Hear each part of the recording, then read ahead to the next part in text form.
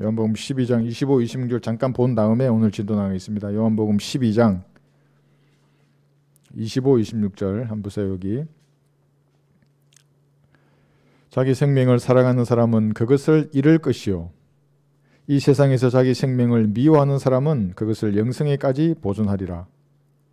누구나 나를 섬기고자 하면 나를 따라오라. 내가 있는 곳에는 나의 종도 거기 있으리니 누구나 나를 섬기면 아버지께서 그를 높이시리라. 그래요. 높인다는 것 하나하고 자기를 미워하면 그렇잖아요. 그렇죠? 예. 미워하는 사람은 영생까지 보존한다 그랬어요. 근데 이 지금 시점이 십자가 이전이잖아요. 이게 이쯤이잖아요. 요한복음 12장. 그래서 이 말씀을 여기 한 이 말씀을 이 시대의 교리로 받아들이면 지옥에 하는 겁니다. 그래서 나를 미워한다. 그럼 나를 학대하란 말인가? 그 뭐 염세주의나 비관주의로 살아란 말인가? 그런 말이 아니에요. 예. 이때는 왕국이 임할 수 있는 시기였잖아요. 그죠? 그러니까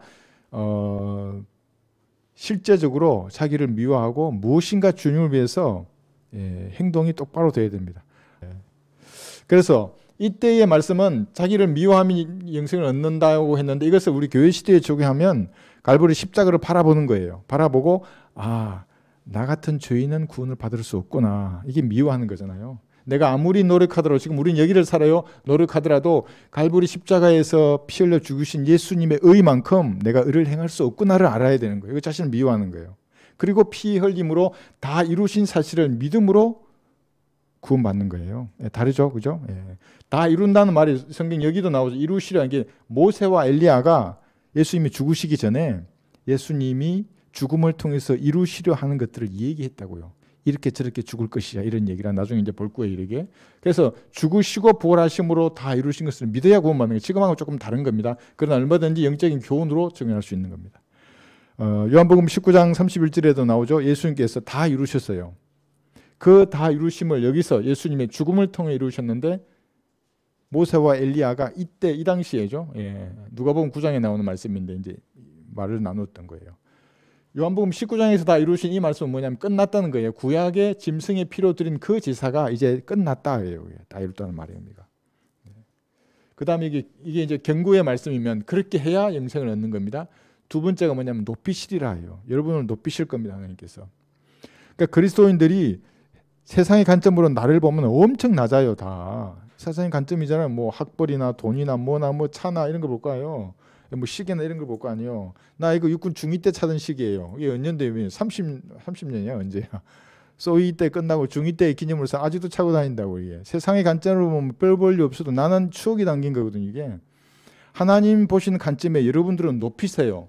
어떻게 높이냐면 이 땅을 살아가는 동안 이게 살아가는 동안 여러분의 모든 필요를 채우실 것을 주님이 성경을 통해서 약속하신 거거든요. 그러니까 양심에 찔리는 것만 자백해서 버리면 돼요. 겸손하게. 신이 되리라 이거. 그러니까 이게 하나님의 자리를 차지하리라 이 말은 에덴에서 루시퍼가 한 말이에요. 여자한테. 그러니까 루시퍼가 잘생겼겠죠. 그죠? 그리고 아담을 아마 여기 있을지도 몰라요. 야, 아담보다 내가 더 잘생기고 똑똑하지 않아? 뭐 다양한 말로 여자를 유혹했는데 그중에서 제 보기에 가장 넘어간 게 뭐냐면 이걸 먹으면 네가 신과 같이 된다는 거, 신들처럼 된다는 거 있거든요. 하나님의 자리를 차지하는 거예요.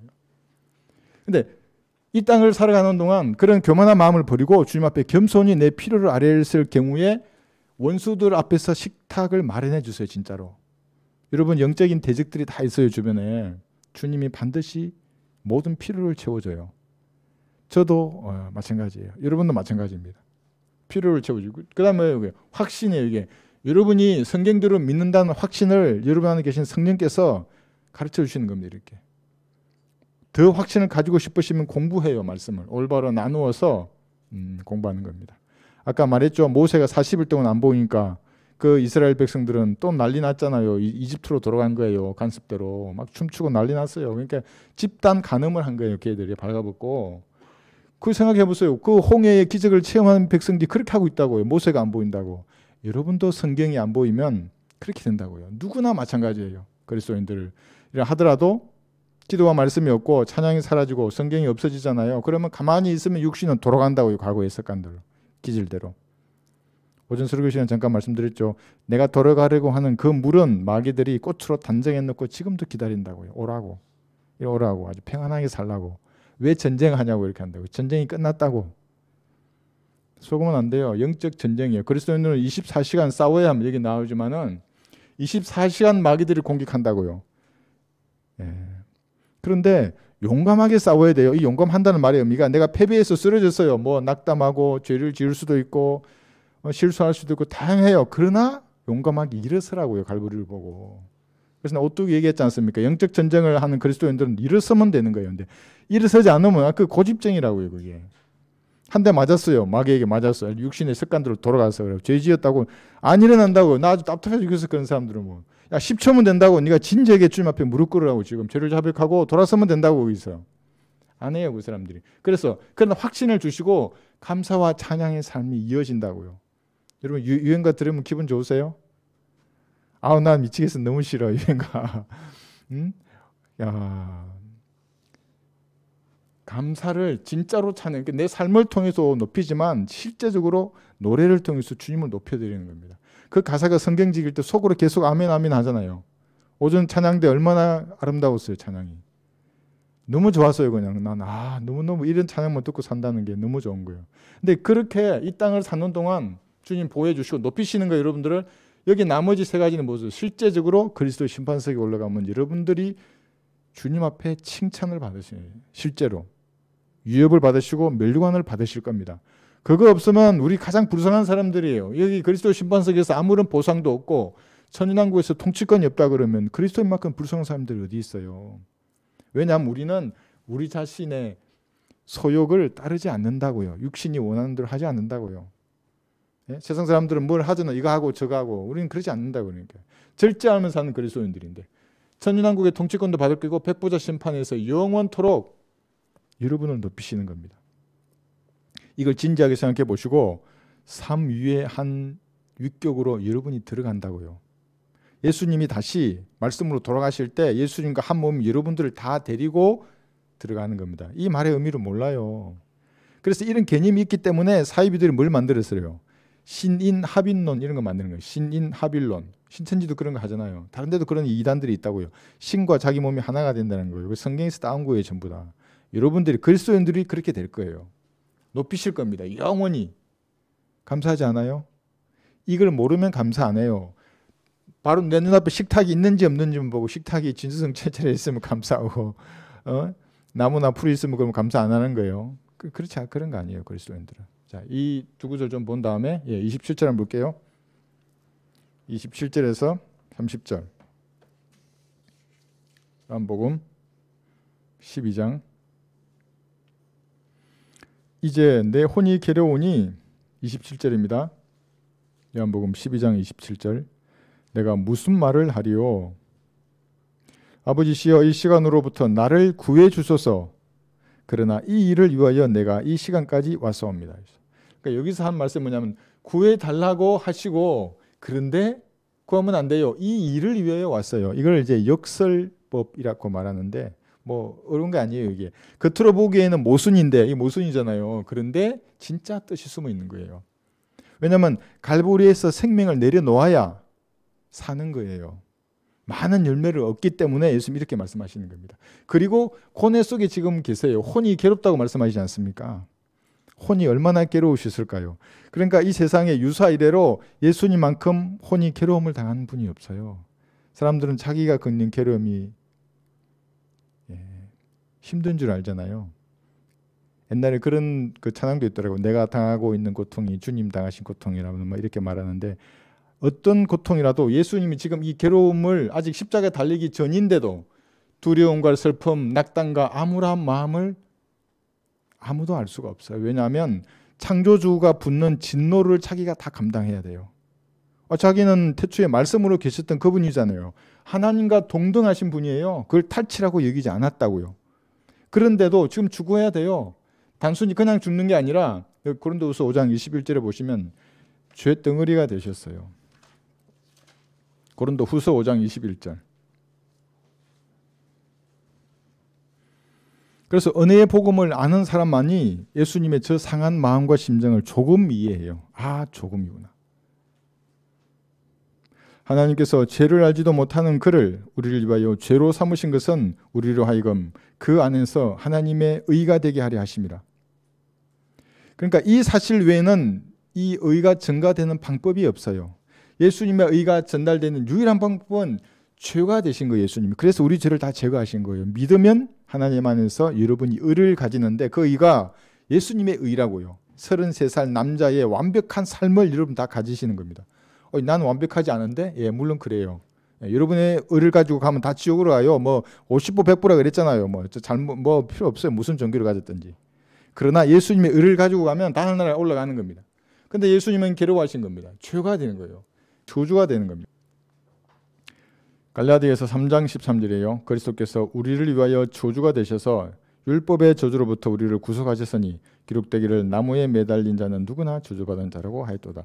율법의 저주지 않습니까? 율법의 저주란 것이 뭐냐면 이게 정죄함을 딱 선고하는 거예요. 죄가 있는 사람들은. 그러니까 몸은 죽고 혼은 지옥에 던져지는 겁니다. 그 저주로부터 우리를 구속하셨어요. 그러니까 값을 주고 사온 겁니다. 그래서 예수님이 이렇게 저주가 되고 죄가 되어서 자기 몸뿐만 아니라 혼이 지옥에서 혼이 속죄 제물이 되어야 한다는 걸 다 아셨다고요. 그래서 지금 혼이 괴로워하는 그 상태였습니다. 죽어야 사는 겁니다. 죽어야 열매를 맺는 상태. 그런데 그 다음 절 보시면 다시 요한복음 12장 하셔서 예수님 순종하셨습니다.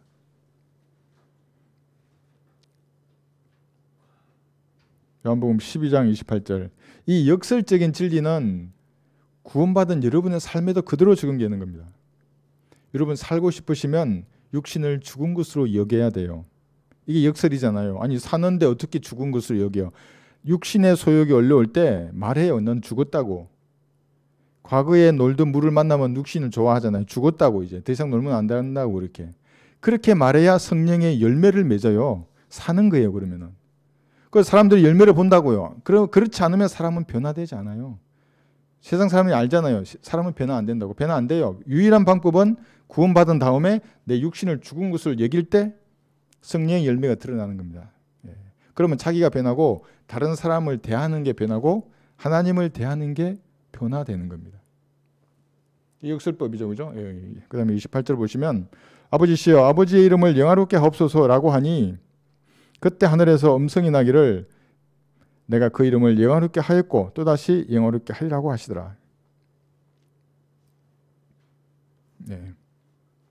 예수님께서는 순종하시는데 빌립보서 2장 6절 볼까요?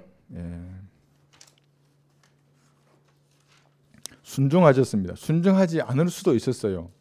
그러나 순종하셨어요. 빌립보서 2장 6절에서 8절 보시면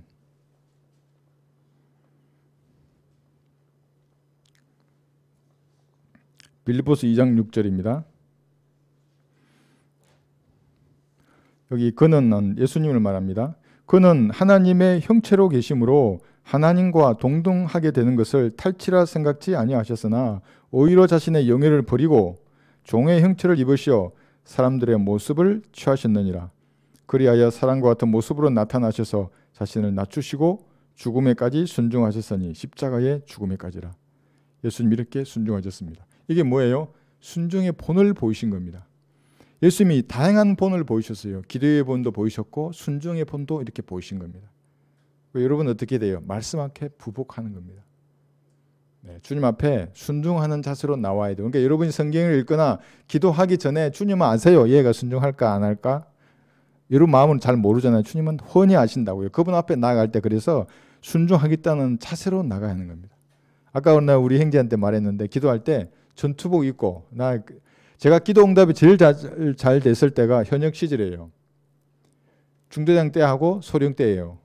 왜 잘 됐냐면 수의잖아요. 전투복 이게 지금 죽어도 이 옷 입고 죽어요. 그냥 화장터로 가는 거예요. 그러면 주님 앞에 무릎 꿇어요. 이제 전투복 탁 차려입고 앉아가지고 그러면 맹한 상태로 기도하겠어요? 절대로 그렇지 않아요. 이 옷 입고 죽으러 가는 사람이 뭔 거짓말을 해요. 주님 앞에. 그대로 얘기한다고. 내 약점을 다 얘기하고 내 연약하다고 난 지혜도 없고 주님 내가 어떻게 이 오늘 하루를 살아야 됩니까?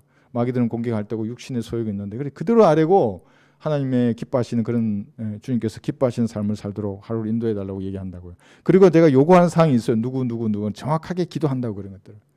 그럼 진짜로 잘 이루어져요. 근데 그게 아니고 순종할 마음 없이 전투복 입고 이제 수의를 입으라 그랬잖아요. 그게 아니고 좀 편안하게 뭐 이렇게 따뜻한 데서 말하면 잘 안 돼요. 이게 막 잡생각 들고 그런다고요.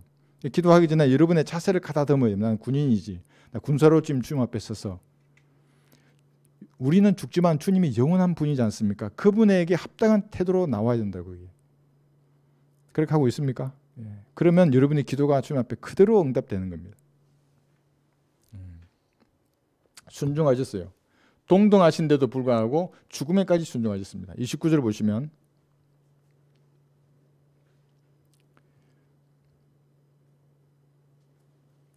요한복음 12장 29절 이제 이렇게 성부 하나님께서 응답하셨어요. 그때 곁에 서서 그 음성을 들은 무리가 말하기를 천둥 소리였다고 하고 또 어떤 사람들은 천사가 그에게 말한 것이라고도 하더라 그랬어요. 자, 천둥 소리가 하늘에서 난 겁니다. 여기 천둥 소리. 그런데 음성이었어요. 폭탄이 터지는 소리이겠죠. 천둥 소리란 것이. 그런데 음성으로 들려요. 실제적으로. 근데 이것이 휴거 때에도 마찬가지입니다. 휴거 때 하나님의 나팔 소리, 천사장의 호령과 하나님의 나팔 소리로 온다 그러니까 진짜로 트럼펫이 불리는 줄 알아요. 사람들이. 아니에요. 그건 대환란 때 불려지는 나팔 소리예요. 그건 진짜 트럼펫이 불려진다고요. 7번 부르잖아요. 근데 휴거 때는 여러분의 이름을 나팔 소리처럼 크게 부르신다고요. 각자의 이름을. 그런데 만약에 구원받지 않은 사람이 여기 있어요. 그러면 그 사람에게는 천둥 소리로만 들리는 거예요. 그게. 그러니까 그런 게 전능하신 분이죠. 한 번 말씀하시는데 각자 자기 이름으로 들리는 거예요. 그런데 이 중에서 다 올라가는데 만약에 어떤 분이 여기 계세요. 그러면 자기 이름만 폭탄만 터졌어. 우리는 다 올라가고 없는 거예요. 그게. 천둥 소리예요. 이것이. 데살로니가전서 4장 10절에 보시면 이걸 모르기 때문에 많은 이단들이 교회가 대환란을 통과해야 된다고 말하는 겁니다. 마지막 나팔이 불려줄 때, 그러니까 대환란 때 7번째 나팔이 불려질 때 휴거된다고 생각하는 거예요. 안식교가 그래요. 데살로니가전서 4장 16절. 그래, 안식교 그 송계문 목사 강의를 제가 잠깐 봤어요. 한 10초 봤나? 세대주의를 불쌍히 여기더라고요. 우리가 불쌍해 죽겠대요. 아무리 얘기해도 말을 안 듣는데요. 그 밑에 댓글에. 그러면서 나 그 사람 그 댓글하는 사람들도 그렇고 여러분 성경을 가만히 문장을 보면 성경 스스로 다 나누지 않습니까? 일단 구약과 신약이 나눠지고요. 그죠? 그 다음에 여러분 이 세 분의 휴거 이걸 기점으로 다 나누어 준다고요. 이거 있을 때마다 다 뭐가 있어요? 지진이 있어요. 땅이 흔들린다고요. 주님의 어떤 표시나 징후가 분명히 있다고. 왜냐하면 경륜이 바뀌기 때문에. 제가 나눈 게 아니에요. 가만히 그냥 성경 문장을 가만히 보면 알잖아요. 그죠? 마태복음과 로마서, 사도행전, 히브리서, 계시록을 몇 구절만 펼쳐놔 보면 이게 다 다른데 그런데 그룹이 딱딱 모아진다고 이렇게 나누어진다고 스스로. 내가 나누는 게 아니라고. 근데 그 사람들은 그러니까 세대주의를 공부한 사람들은 고집이 세요. 이렇게 목사 뭐라 그래요? 이렇게 고집 센 사람을 방 안에 넣어놓으면 싸운다고요 서로. 방 밖으로 피가 새어나올 정도로 고집 센 사람들이 사실 세대주의. 왜냐하면 하나님이 그렇게 말씀하시기 때문에 그 확신을 가지고 있거든요.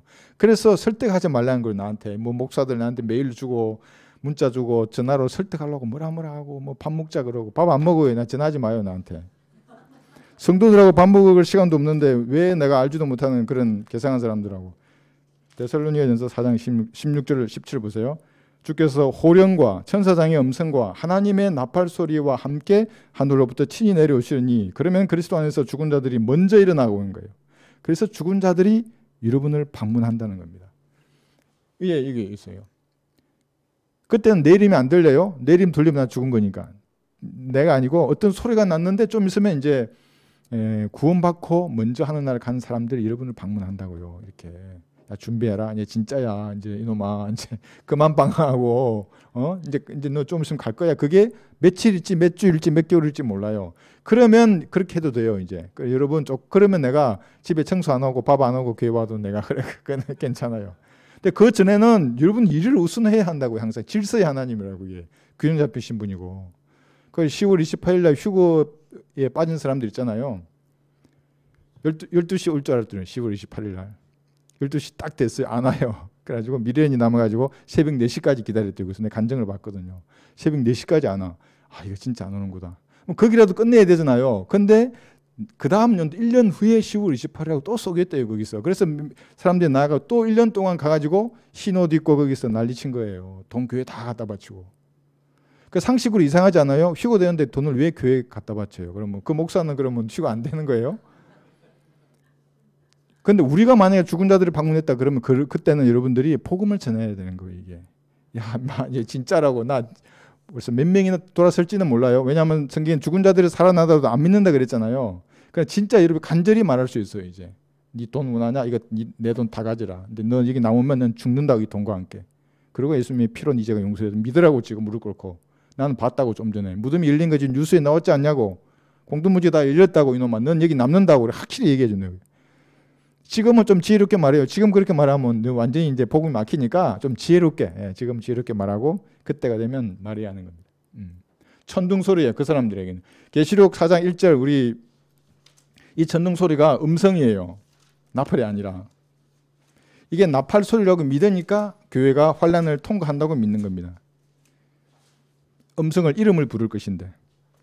그래서 그리스도인들은 제가 말했죠. 가능하면 이름 바꾸지 말라고요. 누가 나한테 물으셨어요. 이름을 바꾸고 싶은데 어떻게 하냐고. 그런데 그 이름을 보니까 너무 예뻐요. 아니 이렇게 예쁜 이름을 왜 바꾸시냐고. 그런데 좀 우스갯소리로 말해서 하나님이 헷갈리면 어떻게 하냐고. 이 이름 불러다가 이 뭐지 이러다가 놓친다고 해서 내가 바꾸지 마세요 이름. 웬만하면. 계시록 4장 1절 이 일 후에 내가 쳐다보니 보라 하늘에 한 문이 열려 있는데 내가 들은 첫 음성은 나팔 소리 같았으며 내게 말하기를 이리 올라오라. 내가 이후에 마땅히 일어나야 할 일들을 내게 보여주리라. 나팔 소리인데 이리 올라오라는 음성이에요. 그러니까 여러분 이름을 부르면서 누구야 이리 올라와 이렇게 하는 겁니다. 못 듣는 사람은 천둥 소리만 그냥 났을 뿐이에요. 이제 그러면 진짜로 대환란의 문이 이 사람에게 열린 거예요. 여기 남은 겁니다. 여기 진노의 잔 잠깐 말했죠. 하나님의 진노의 잔이 이스라엘 민족에게 쏟아 부어지는 거거든요. 이게 그러니까 이방 민족도 등달아 심판을 받는 겁니다. 이스라엘의 3분의 2가 죽을 때 이방 민족의 또 3분의 2가 죽는 거예요. 지구 인구에. 50억이 넘어요. 이런 말하면 또 온갖 사입이라고 난리칠 거예요 아마. 진노의 잔 받은 사람 어디 있어요? 지옥에 있는 거 지옥에. 불못에 있는 것이고 백보자 심판에도. 하나님의 진노의 잔. 잔 많이 받아봤을 거예요. 세상에서 놀던 사람들. 폭탄주부터 시작해서 뭐 별의별 주가 다 있어요. 하나님의 진노의 잔. 지옥에서 유황불못에 빠졌지 않고 좀 잔을 유황으로 채우는 거예요. 그러면 모르겠어요. 어떻게 할지. 무서운 심판의 잔입니다. 그 진노의 잔이라는 게. 그러니까 잔 가지고 놀던 사람들 거기서 아는 거예요. 이게 하나님의 진노의 잔이 얼마나 무섭다는 것을. 왜냐하면 우주라고 하는 삼각형의 거대한 이 시공간을 벗어나서 하나님이 존재하시는 분이라고요. 그게 단순히 옷일 뿐이고 옷이 없어도 하나님이 존재하시는 분이라고요. 그분의 진노를 이름을 불러요. 우리 휴구될 때 이름 불렀잖아요. 지옥에 가는 사람들, 불못에 가는 사람들도 다 정확해요. 실수하지 않으세요. 그분이 누구에게 자기에게 너 누구지? 너에게 내 진노를 쏟아붓겠다고. 이 저주받은 자들아 내게서 떠나 마귀와 그의 천사들을 위해 준비한 영원한 불 속으로 들어가라. 생각해보세요. 여러분 들었어요? 이거 안 떨리세요? 모르지. 아직 불맛을 봐야 이제 그때 뜰 사람도 있겠지. 지금 그러니까 여기 보면 댓글 보면 막 예수님이 재림하셔서 이렇게 하신다는 계시록 19장을 제가 조금 일본 쇼트로 강의했는데 막 나를 죽이려고 하잖아요. 막 진짜로 죽인다는 사람도 있어요. 내가 겁먹을 줄 알고. 난 하나님의 사람이기 때문에 겁 안 먹어요. 그런 거. 그래서 내가 할 말을 하는 겁니다. 그죠? 예, 나팔 소리입니다. 이름을 여러분의 음성을 내면 나팔이 내는 소리는 음성인 겁니다. 주님이 음성을 발했을 때 초림 때 3번 이렇게 천둥 소리와 같은 음성을 말했어요. 첫 번째가 뭐냐면 요단강에서 했거든요. 마태복음 여기 3장 16, 17절을 보시면 예수님을 선지자로서 드러내실 때 하늘에서 음성이 났어요. 그러니까 뭔가 특별한 일이 있겠죠. 그죠? 음성이 날 정도니까. 마태복음 3장 16, 17.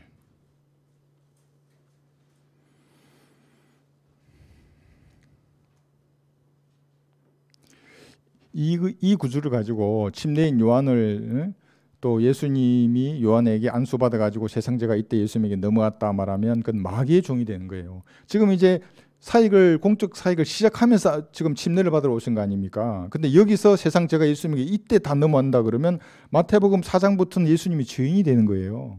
그렇지 않아요? 그래서 내가 구원파에게 말했어요. 이거에 대해서 답변을 한번 해보라고. 그래서 내 입을 막으면 내가 구원파를 간다 그랬어요. 근데 CD를 왜 보내요 나한테? 답변을 해야지. 안 믿는다고 나는 그런 거 안 보고 시간도 없고.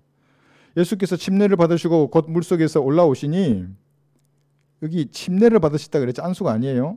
손머리에 올린다 그래서 그게 안수가 아니에요. 그것도 보라 하늘들이 그분께 열렸고 그가 하나님의 영이 비둘기같이 그분 위에 임하심을 보더라. 보라 하늘에서 한 음성에서 말씀하시기를 이는 내 사랑하는 아들이요 그 안에서 내가 매우 기뻐하노라고 하시니라.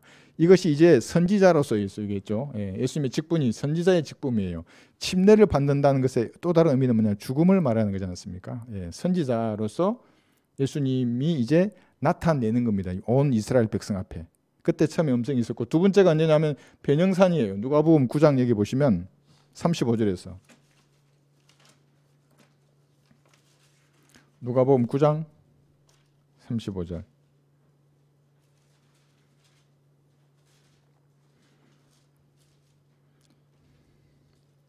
29절부터 보시면 누가복음 9장 29절부터 이때의 모습은 여러분 천년왕국 때 변형된 모습이에요. 예수님 지상 재림하셨죠, 그죠? 그 이후에 변형된 모습을 지금 여기서 미리 보여주시는 거예요. 모세도 부활했었잖아요. 엘리야도 하늘로 올라갔잖아요. 다시 지금 변형산에서 이때의 모습을 살짝 보여주는 거예요. 그래서 29절 처음에 뭐냐면 주께서 기도하실 때 그의 용모가 변하며 용모가 변하며 그의 옷은 희고 빛이 나더라. 여러분 그러니까 우리가 휴구되잖아요. 이 땅에 내려올 때는 다시는 화장 안 해도 돼요. 이제 무엇을 바를까 무슨 색깔로 할까 염려하지 않아도 돼요. 용모가 변하는 거예요. 빛처럼 진짜로 하얘져요. 옷도 변하는 겁니다. 그죠? 29절이에요. 그런데 보라 두 사람이 주와 대화하는데 그들은 모세와 엘리야라. 영광 중에 나타난 그들은 이제 예루살렘에서 이루어지려고 하는 주의 죽음에 관해서 이야기하더라. 아직 십자가를 지기 전이잖아요. 물론 지금 이것을 기점으로 해서 이제 요한복음 13장부터는 예수님이 공개적으로 나타나지 않으세요. 죽음이 여기서 이제 예수님께서 이제 모세와 엘리야가 말을 하는 거예요. 왜냐하면 거부했거든요. 12장에서 유대인들이. 그럼 이제 죽으시는 게 남았어요. 근데 미리 지금 말하는 거예요. 모세와 엘리야가 예수님을 모습이 변해 영광스러운 모습으로 변화되었잖아요. 그럼 이렇게 팔짱 끼거나 뭐 이렇게 하겠죠. 걔들이 끌고 가서 이렇게 해서 죽이고 이렇게 막 채찍질하고 이렇게 멸시하고 다 얘기한 거예요. 서로 이렇게. 지금 그 장면입니다. 이것이 31절에 아까 다시 한번 보면 이루시려고 하는 주의 죽음이에요. 그래서 요한복음 19장 31절에서 볼까요? 다 이루었다는 거예요.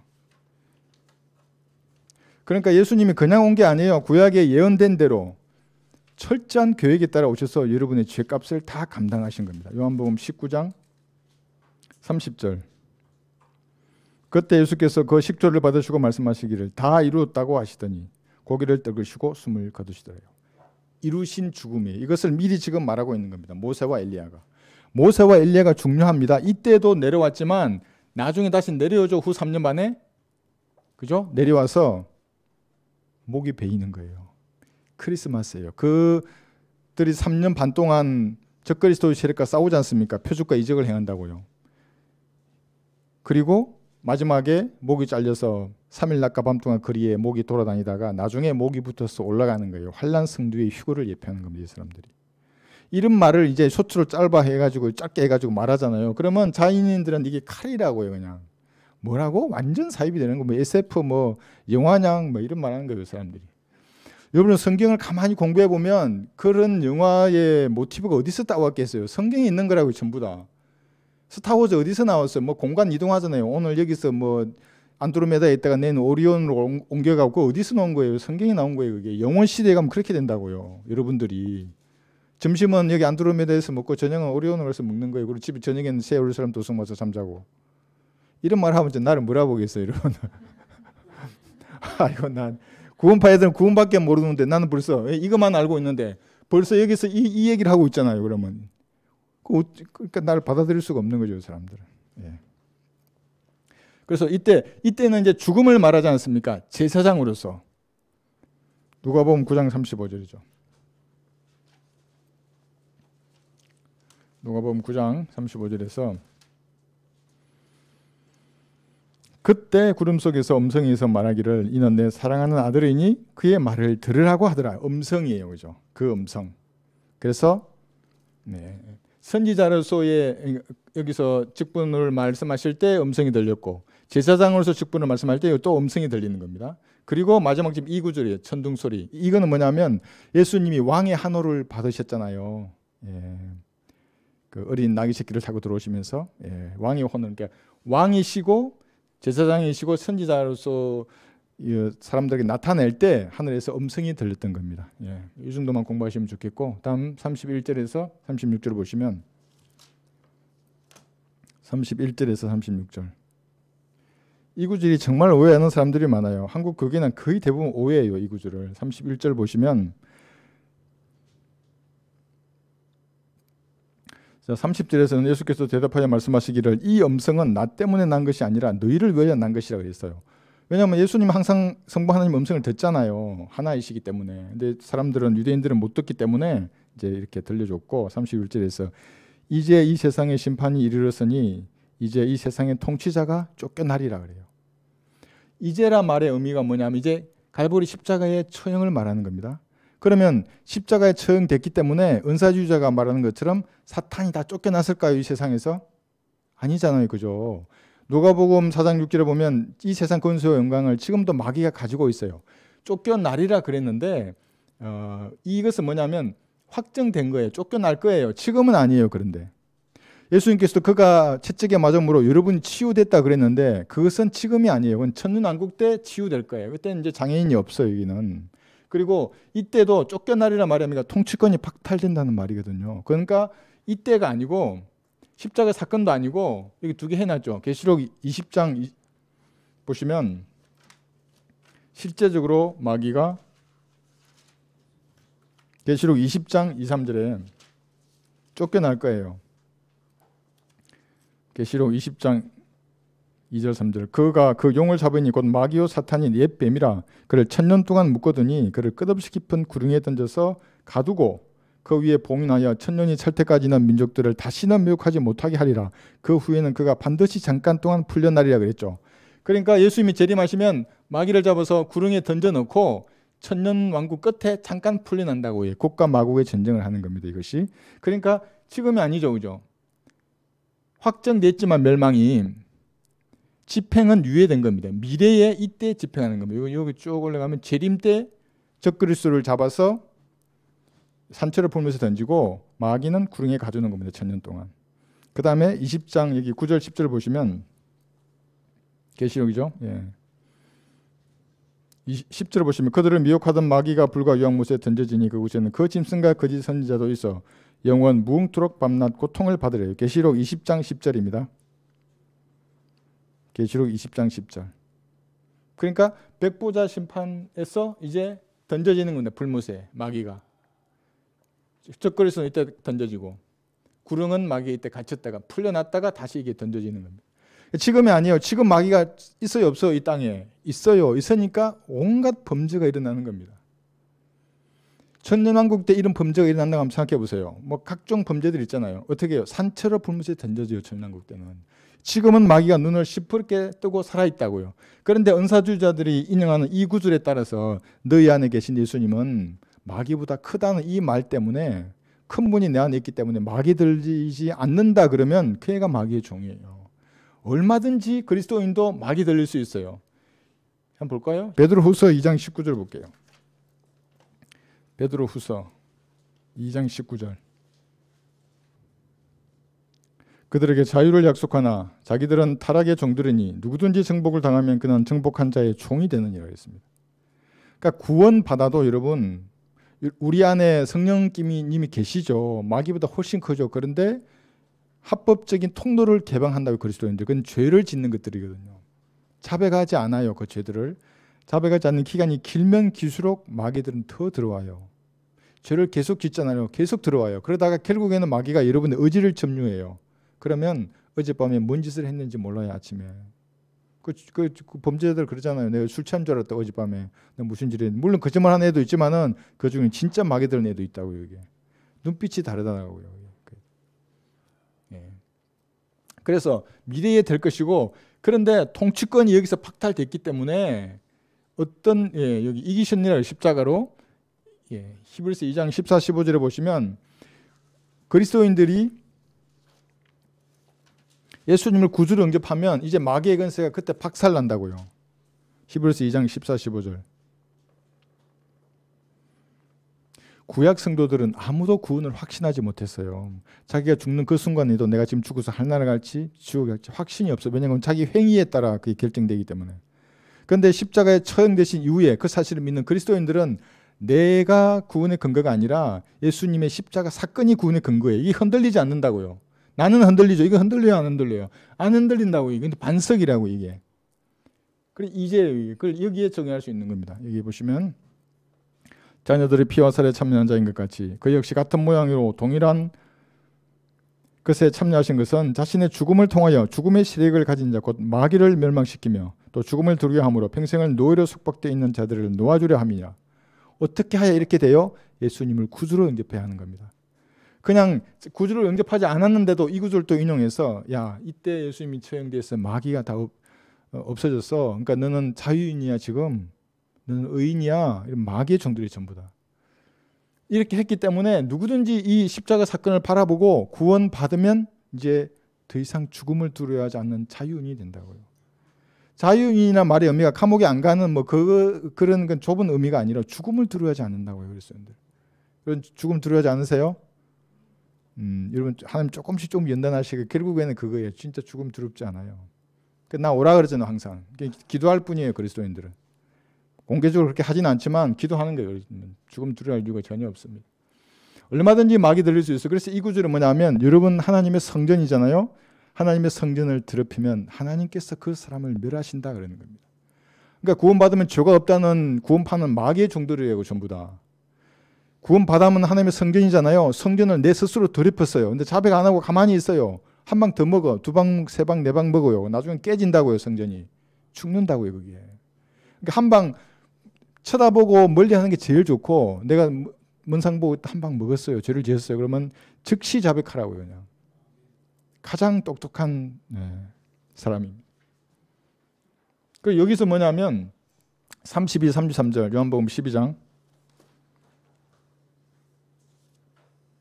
요한복음 12장 이 구절은 장로 교인 있잖아요. 극단적인 칼빈주의자들을 모두 지옥으로 보내는 구절이에요. 잘 보세요. 32절. 또 내가 땅에서 들리면 모든 사람을 내게로 이끌어 오리라고 하시니라. 이것을 말씀하시면 주께서 어떠한 죽음으로 죽으실 것인가를 의미하심이라 해서. 자, 예수님의 십자가의 죽음은 예정된 사람만 주님께로 이끌어 오기 위해서예요. 아니면 택함 받은 사람만 이끌어 오기 위해서예요. 모든 사람을 이끌어 오는 겁니다. 단지 여러분들은 성령님 노크에 응답했어요. 감사합니다. 이거 선물을 받은 사람이에요. 그런데 어떤 사람들은 거부한다고요. 그래서 지옥에 하는 거지. 칼빈주의자들처럼 창세 전에 너는 전부 지옥으로 가. 너는 전부 하늘나라 가. 이렇게 예정하지 않았다고요. 그거는 마귀예요. 그렇지 않겠어요? 백보자 심판에 얼마나 말쟁이들, 말 잘하는 사람들 하나님 앞에 따질 텐데 하나님 이게 이상하지 않습니까? 왜 구원에 관련해서 이 사람은 미리 정해놓고 이 정해놓지 않은 겁니까? 예? 왜 예정된 사람만 하늘나라 보내고 택함 받지 못하면 지옥에 던지는 겁니까? 따질 거라고요 사람들이. 그러니까 하나님이 치면 끝나요. 어떻게 심판이 어떻게 할 수 있어요? 체면이 있지. 안 된다고 그러니까. 그래서 모든 사람을 주님께로 이끄는데 그러니까 마음을 놓고 한다고요. 그런데 어떤 사람은 그 문을 열고 마음을 연다고요. 나 같은 놈을 위해서 주님 죽으셨군요. 너무나 감사합니다. 그 아름다운 사랑에 감동한다고요. 근데 어떤 사람들은 문 꽉 닫는다고요. 뭐 코카콜라 같다고 이러면서. 예? 나 그거 보면 웃어 죽겠어. 코카콜라가 빨간색으로 산타클로스 했다 그러면 그 사람의 마음을 누가 움직여요? 세상 성경에 의하면 세상 사람들은 마귀 들린 사람이고 사실은. 자기는 모르지만 그 가치관을 그대로 가지고 있다고요. 마귀적인 가치관을. 그 누가 심어줬어요? 교육이나 뭐 TV나 영화나 뭐 누가 만드는 거예요. 그것을. 그 모든 것들이 성경에서 선한 것들을 왜곡해서 마귀의 세력이 만들고 있다고요. 그 사람이 모를 뿐이지. 예. 이거예요. 누구든지 모든 사람을 이끌 수 있습니다. 그래서 우리가 복음 전하라고 하는 거예요. 만약 예수님이 맞다면 어떻게 복음 전해요? 예정됐지? 됐나 안 됐나? 그것부터 따져야 될 거 아니에요. 예정 안 된 사람에게 왜 헛수고 하는 거예요. 이게. 그렇지 않습니까? 우리 에어컨 고쳐온 장로교 목사인데 답변을 못했어. 구원 받았대 자기는. 아니 죽어봐야 알지 않아요? 예정론인데 어떻게 사람이 하나님의 예정을 알 수 있어요? 까치 눈만 끔뻑끔뻑하고 있는 거야. 어떻게 알 수 있어 사람이? 그러니까 버려야 된다고요 그것을. 34절 볼까요? 12장 34절. 무리가 주께 대답하기를 우리가 율법에서 듣기로는 그리스도가 영원히 산다고 하였는데 어찌하여 당신은 인자가 들리워야 하리라고 말씀하시나이까? 이 인자가 누구니까? 라고 하니 여러분 이 질문이 좋은 의도인 것 같아요? 나쁜 의도인 것 같아요? 주님은 그대로 아세요. 사람의 마음을 아시는 분이지 않습니까? 그러니까 이런 자기 얼마 되지도 않는 지성으로 질문하는 거예요. 이게 자기 지적 수준에서 예수님을 가지고 놀라 그래요. 이것을 성경에는 억지로 성경을 푸는 사람들입니다. 베드로후서 3장 16절에 보시면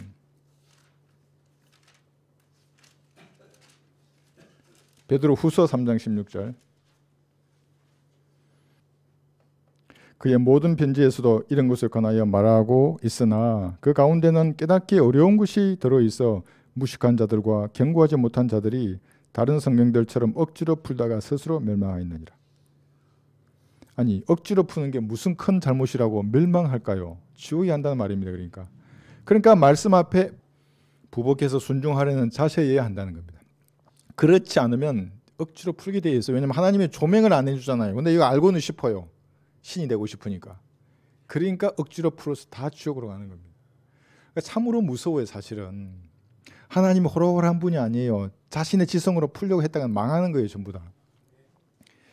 그래서 여기죠. 예, 자기 직기를 쓰면 이 죽는 자가 그리스도인가 말했는데 이미 구약에 말했어요. 거기 이제 끊어졌단 말했잖아요. 이사야 53장 8절에 보시면 이 사람은 성경도 안 보는 사람이니까 주님께서는 이사야 53장 8절에 보시면 그리스도가 죽을 것을 두 번 기록했다고요. 끊어진다고. 땅에서 끊어진다고 말씀하셨어요. 이사야 53장 8절에서 이사야 53장 8절. 그러니까 지금 이렇게 질문하는 사람은 성경을 구약에 기록된 것도 모르고 주님께 묻는 거예요. 겸손해져야죠. 그가 감옥과 재판에서 끌려갔으니 누가 그의 세대를 선포하리요? 이는 그가 산자들의 땅에서 끊어졌으며 그가 내 백성의 허물로 인하여 형벌을 받았음이래요. 땅에서 끊어져요. 다니엘 여기 9장 26절에도 메시아가 끊어진다고 분명히 말하고 있어요. 죽는 걸 말하는 겁니다. 영원히 사는 게 아니에요. 예수님은 죽으실 것이 이미 얘기했다고요. 70주. 이건 제가 다음 시간에 하겠습니다. 예. 그래서 이게 35, 36절 볼까요? 이런 마음을 아신 주님께서는 이 사람의 질문에 외면해요. 못 들은 척 하는 거예요. 그냥. 35, 요한복음 12장 35절. 예수께서 그들에게 말씀하시기를 아직 잠시 동안은 빛이 너희와 함께 있으니 너희는 빛이 있을 동안에 행하여 어두움이 너희를 엄습하지 못하게 하라. 어두움 가운데 행하는 자는 자기가 어디로 가는지 알지 못하느니라. 빛이 있을 동안에 너희는 그 빛을 믿으라. 그러면 빛의 자녀가 되리라고 하시더라. 예수께서 이 말씀을 하시고 떠나시어 그들로부터 숨으시되 이제 숨으세요. 마지막에 이런 태도 있잖아요. 알지도 못하면서 성경을 가지고 하나님을 가지고 놀라고 한다고. 이 사람들은 순종할 자세가 전혀 없는 사람. 예수님 숨으세요. 공개적으로 이제 드러내지를 않으시는 겁니다. 여기 이게 내가 써놨어요. 질문을 무시한다 그랬잖아요. 세상 사람들 알기 쉽게 말하면 개 무시하는 거예요. 그러니까 내 마음이 주님 보시기에 합당하지 않은 이거 성경을 있잖아요. 그래 뭐라고 말하는지 내가 좀 들어줄게. 그 마음의 생각과 의도를 판별할 수 있는 기록된 말씀이 나를 말씀 칼로 펜다고요. 아무런 것도 얻을 수 없어요. 성경에서. 여러분이 아까 우리 간증하셨잖아요. 그죠? 개인 구ring하는 그 스토리 있잖아요. 여러분 다 아시죠? 그죠? 그 누가 알게 해주신 거예요? 성령님이 알게 해주신 거예요. 그때 말하던 그게 설교한 거예요. 강단에서 설교한 게 아니라. 그러니까 자매님들 강단에서 설교 못 하시지만 거리에서 개인 구ring하면서 얼마든지 설교할 수 있어요. 그러니까 아무도 안 말려요. 잘 하시는 거예요. 그런 거는. 성령님께서 그렇게 가르쳐 주시는 겁니다. 그런 분들에게. 빛을 믿으라 그랬어요. 빛의 자녀가 되라. 그리고 예수님 숨으세요. 마지막에 이 질문이 있어요. 그러니까 숨으시기 직전에 것이. 빛의 자녀가 됩니다. 지옥과 불못에서는 빛이 없는 겁니다. 암흑입니다. 암흑. 하나님이 없는 곳에서는 항상 그래서 암흑이에요. 캄캄해요. 빛의 자녀가 되라 그랬는데 마지막으로 예수님께서는 이제 공개적인 사회 끝내시는 겁니다. 마지막으로 그 다음 줄을 볼까요? 37절에서 41절. 요한복음 12장 37절 38절 보시면 주께서 그처럼 많은 기적들을 그들에게 행하셨으나 그들이 주를 믿지 아니하였으니에요. 이걸 오늘 교회 시대에 적용해 보세요. 주께서 성령님을 말하는 겁니다. 그들의 마음 문을 두드렸으나 그들이 믿지 아니하더라요. 여러분들이 이 전도지 주잖아요. 그러면 이게 전도지 찍고 막 버리고 하는 이 사람들은 뭐예요? 전부 성령님께서 여러분들을 통해서 그들에게 말하는 거예요. 믿지 않아요. 그 사람들은 이상한 사람들이죠. 28절 있는 이사야 선지자 이사야의 말을 이루려 함이라. 그가 말하기를 주의 우리가 전하는 것을 누가 믿었으며 주의 팔을 누구에게 나타내 보이셨나이까 함이라 그랬죠. 자, 기적을 믿지 않는 거였죠. 여기 38절에 나와 있는 이 구절은 이사야 53장 3, 4절에 잘 나타나 있습니다. 이사야 53장 아까 찾으셨죠? 3, 4절 보시면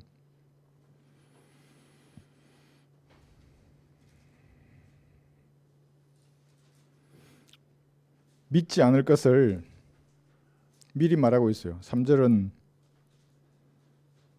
놔두고 4절만 읽겠습니다. 이사야 53장 4절 실로 그가 우리의 질고를 지고 우리의 슬픔을 지었는데도 우리는 그가 형벌을 받아 하나님께 맞으며 고난당하는 줄로 생각하였도다.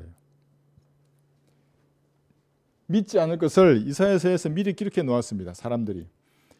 여러분 어느 정도 세상 사람들이 진리에 대해서 이렇게 강팍한 마음을 가지고 있냐면 김영옥이라고 하는 그 철학 박사가 있어요. 하버드의 철학 박사예요. 그분이 예수님이 십자가에 달린 사건도 안 믿어요. 그 사람 제가 강의한 거 들었거든요. 그 사람 말하기를 예수님이 맞아서 죽었대요. 그 정도라고요. 그러니까 마귀의 세력이 예수님을 바라보면서 그 사람이 그래서 요한복음 강론도 했잖아요. 성경도 주석도 만들었어요. 그러니까 마귀들도 얼마든지 책을 펴내고 출판업에 관심이 하나님만큼 많은 다음으로 많은 게 마귀라고요. 수많은 마귀의 책들을 만들고 마귀의 종들이 나와서 오늘도 떠들고 있는 겁니다. 믿지 않을 것을 미리 이렇게 말했어요. 이게 39절 41절 보시면 다시 이렇게 와서 요한복음 12장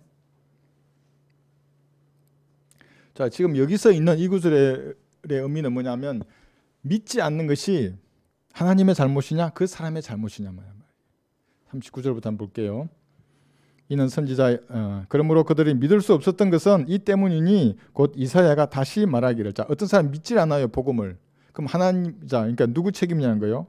그가 그들의 눈을 멀게 하시고 그들의 마음을 완악하게 하시나니 이는 그들이 눈으로 보지도 못하고 마음으로 깨닫지도 못하며 회심하지도 못하게 되어 나로 그들을 치유하지 못하게 하려 함이라 하였습니다. 이사야가 이런 일을 말하면 그가 주의 영광을 보고 주에 관하여 말한 것이라 그랬죠. 이 말이 이 말입니다. 그러니까 믿을 의사가 없는 사람은 하나님께서 마음을 닫으시는 겁니다. 그러면 그 사람 마음은 점점점 더 말씀에서 멀어지게 되어 있고 죄를 가까이 하게 되어 있습니다. 그럼 죄가 점점점 찾아나요. 그럼 마지막에 뭐예요? 양심의 화인을 만든다는 말의 의미가 이제 양심이 불에 지져졌기 때문에 성령님이 아무리 외치고 뭘 해도 들리지 않아요. 그러니까 하나님도 내버려 두시는 상태가 되는 겁니다. 그럼 책임 누구에게 있어? 자기에게 있는 겁니다. 하나님에게 있는 게 아니에요. 그러니까 지옥으로 가는 어떤 사람도 하나님의 책임을 물을 수 없어요. 이런 악한 태도와 자세, 하나님의 응징이 있지 않습니까? 그러니까 역사 속에서 그대로 이스라엘에게 그대로 받은 겁니다. 얼마나 고난당해서 이스라엘 민족들은 지금도 전쟁하고 있잖아요. 대환란 때에는 저 이스라엘 민족에 지금 1000만 명 정도 되거든요. 지금 현재 있는 사람들만 그럼 700만 명 이상이 죽는 거예요. 3분의 2가 죽으니까. 얼마나 많이 죽어요 그때도. 이런 태도예요. 믿을 의사가 없어요. 진리를 말하면 그 부부터 하는 거예요. 하나님의 내버려 두심이에요 이게. 사도행전 7장 42절에 보시면 어떨 때 내버려 두기 두 구절만 찾겠습니다. 사도행전 7장 42절 보시면 하나님이 다루시는 사람이 제일 복받은 사람이죠. 그건 뭐냐면 어떤 찔림을 주는 거예요 여러분에게. 그리고 죄를 지었을 때 그건 하지 말라는 강한 강박관념이 들어요. 그건 진짜 복받은 사람이에요. 그 양심이 너무나 찔려서 못해요. 한 번 죄를 지었어요. 두 번 지으려니까 이거 도저히 못하겠어요. 그럼 무릎 꿇으면 돼요 주님 앞에. 근데 그런 것도 없이 죄를 짓고 또 짓고 그리고 구원받았는데도 그렇게 해요. 버림받은 사람이에요. 사도행전 7장 42절에 보시면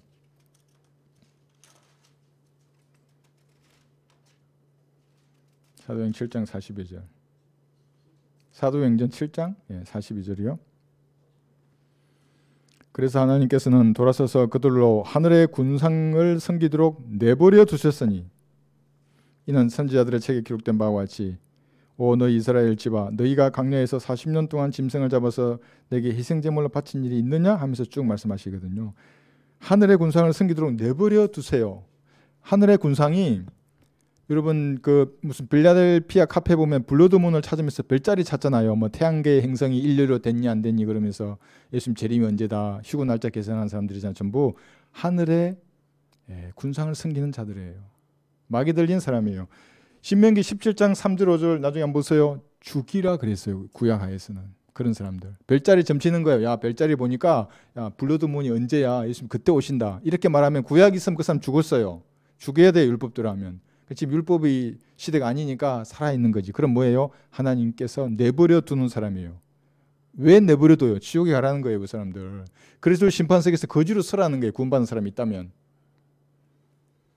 그래서 여러분들 하늘의 군상 섬기면 안 돼요. 뭐 해와 달, 그 다음에 계상한 형상들 있잖아요. 과거에는 천사가 이 땅에 내려왔잖아요. 그래서 이상한 형상을 다 입었기 때문에 지금도 힌두교들 가보면 얼마나 형상들이 많아요. 그럼 하늘의 군상을 본따서 만든 우상을 섬긴 사람들이 하면 다 죽이라 그러는 거예요. 그런 사람들도. 지금 죽이라는 거 아니에요. 또 그럼 나 이상한 또 그 오해를 잘 하시더라고요. 그 말이 아니에요. 근데 지금은 그러지 않지만 하나님께서 싫어하신다는 겁니다. 기록된 말씀 이외에 지금 이 시대는 다른 것을 섬기잖아요. 그럼 하나님 그냥 내버려 둬요. 그럼 어떻게 돼요? 결국에 심판이 그에게 임하는 겁니다. 마지막 이걸 볼까요? 로마서 1장에 보시면 하나님께서 막 내버려 두세요. 로마서 1장 여기 보시면